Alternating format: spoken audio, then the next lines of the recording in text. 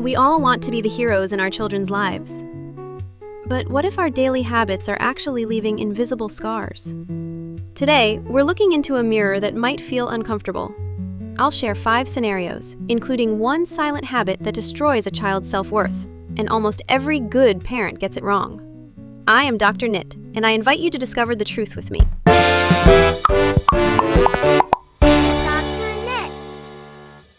Imagine you are exhausted after a long day. You just sat down and suddenly you hear a loud crash. Your child has accidentally broken something of yours, maybe something expensive or sentimental. What is the very first thing that leaves your mouth? Is it a scream of, "Why are you so clumsy?" Or, "You always ruin everything"? It is so normal to react this way when we are pushed to our limit. We are human, and our nervous systems get fried. But for a child, that split-second reaction tells them they are less valuable than an object. Psychologically, this instills a fear that your love is conditional on their perfection. I remember a father who once told his son he was a burden after a similar accident. Years later, that son couldn't make a mistake at work without a panic attack. It wasn't about the broken vase, it was about the broken safety. Your reaction is their inner voice. Now, let's talk about silence. Your child has done something to upset you. Maybe they talked back or didn't listen. Do you withdraw? Do you give them the silent treatment until they come crawling back to apologize?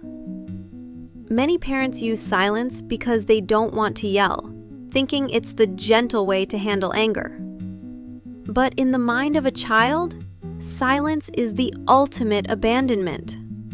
It's a psychological vacuum that leaves them wondering if you still love them. To a kid, a yelling parent is still there, but a silent parent has vanished. Think about the last time you went cold. That wall of ice you built? Your child is on the other side, shivering. They don't learn how to fix the problem. They only learn how to fear losing you. Silence isn't a lesson. It's a shadow that follows them into every future relationship. Think about your child's achievements. When they bring home a grade or win a game, do you immediately compare them to someone else? "That's great, but did you see what your cousin got?" Or, "Why can't you be more like your sister?" We do this because we want them to strive for more, to be the best version of themselves. We think competition is healthy. But constant comparison is the fastest way to kill a child's unique spirit. Psychologically, you are telling them that who they are is not enough, unless they are better than someone else. It creates a lifelong race with no finish line. I once knew a girl who won every award possible, yet felt like a failure because she was never the best in her mother's eyes. When you compare, you stop seeing your child and start seeing a trophy. Let's look at privacy. Your child is growing up, and they start having secrets. A locked phone, a diary, or just a closed door. Do you feel the urge to spy? Do you justify looking through their things because it's for their own safety? It's a terrifying world out there, and our instinct is to protect. But when you break that trust, you aren't protecting them. You are controlling them. Psychologically, this prevents them from developing a sense of self and autonomy. They learn that they have no inner sanctum, no place where they are safe from your gaze. This often leads to children becoming master liars just to have a tiny bit of freedom. If you don't give them a room of their own, emotionally speaking, they will eventually build a house you aren't invited into. Trust is a two-way street, even when the other person is small. Finally, the emotional hijack. This happens when your child is upset, but somehow the conversation ends up being about your feelings.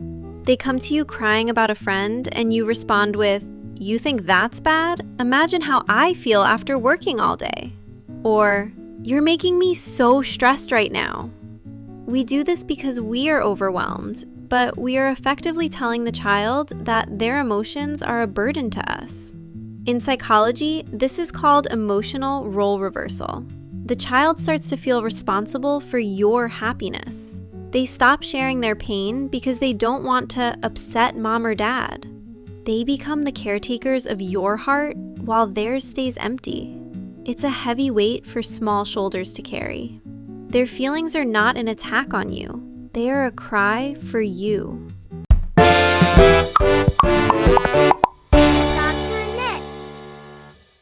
If you saw yourself in some of these answers, please take a deep breath. Being a parent is the hardest job on earth, and none of us get it right every time. The fact that you are even watching this means you aren't a toxic person. You are a person who wants to do better.